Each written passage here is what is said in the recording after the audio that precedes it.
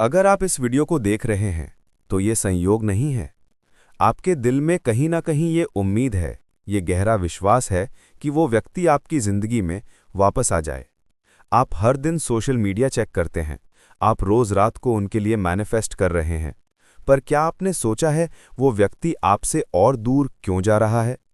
यहीं आती है मैनिफेस्टेशन की सबसे बड़ी गलती। ज़्यादातर लोग नीडीनेस यानी ज़रूरत की ऊर्जा से मैनिफेस्ट करते हैं। आप उन्हें चेज़ कर रहे हैं, आप यूनिवर्स से भीख मांग रहे हैं, और यही चीज़ आपके पार्टनर को और आपके मैनिफेस्टेशन को रिपेल कर रही है। यूनिवर्स हमेशा आपकी ज़रूरत को नहीं, बल्कि आपकी आत्मपूर्णता यानी होलनेस को रिस्पॉन्ड करता है। ये हमारा पहला और सबसे गहरा सबक है। आज हम असली 2 स्टेप वाला डिटैचमेंट और अट्रैक्शन का फॉर्मूला सीखेंगे।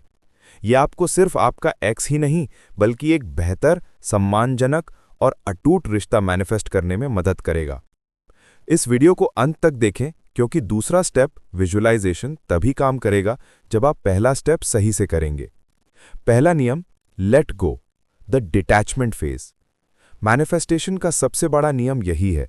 जिस चीज को आप जोर से, डर के साथ पकड़ते हैं, वो रेत की तरह आपकी मुट्ठी से फिसल जाती है। ये प्रकृति का नियम है। लेटिंग गो क्यों जरूरी है, इसे ऊर्जा के स्तर पर समझिए। जब आप ऑब्सेस करते हैं तो आपकी फ्रीक्वेंसी लैक और फियर की होती है। मुझे उसकी जरूरत है, उसके बिना मैं अधूरा हूं। आप अपने एक्स को एक खुशी का स्रोत नहीं, बल्कि एक ऑक्सीजन सिलेंडर बना लेते हैं। यूनिवर्स इस कमी को मिरर करता है और आपको ज्यादा कमी देता है। लेटिंग गो का असली मतलब ये नहीं है कि आप हार मान रहे हैं। इसका मतलब है कि आप ब्रह्मांड पर भरोसा कर रहे हैं। आप कहते हैं कि मैं अब और संघर्ष नहीं करूंगा। मैं जानता हूं कि जो मेरे लिए है वो मेरे पास आएगा। The letting go technique, 3 steps. The emotional audit, भावनात्मक जांच। ये सबसे मुश्किल स्टेप है। अपने दिल में बैठिए और उस दर्द, दुख, धोखे और गुस्से को महसूस कीजिए जो ब्रेकअप ने आपको दिया है। इसे दबाएं नहीं, ये आपकी शैडो एनर्जी है। पूरी ईमानदारी से उस इमोशन को स्वीकार करें और उसे बह जाने दें। उसे महसूस करना ही उसे मुक्त करना है। द कट, ऊर्जा की डोर काटना। अब अपनी आंखें बंद करें और कल्पना करें कि आपके और एक्स के बीच एक ऊर्जा की डोर है। ये डोर चिंता, ऑब्सेशन और जरूरत से बनी है। एक गहरी सांस लें और इंटेंशन से उस डोर को काट दें। ये सिर्फ नीडीनेस की डोर है, प्यार की नहीं। ये डोर कटते ही आपके अंदर एक शांति आ जाएगी। द फोकस शिफ्ट, ध्यान बदलना।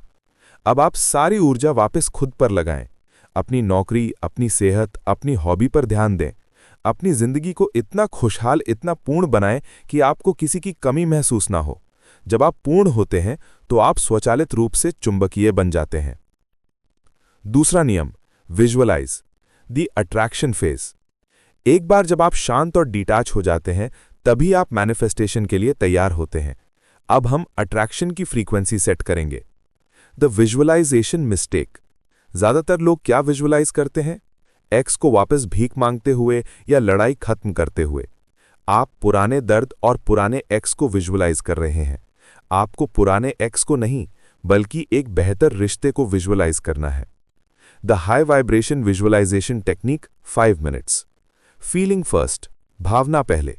विजुअलाइजेशन शुरू करने से पहले शांत, कृतज्ञता या गहरे प्यार की भावना महसूस करें। इस भावना को अपने पूरे शरीर में भर लें। यही वो वाइब्रेशन है जो आपके सिग्नल को क्लियर करेगी।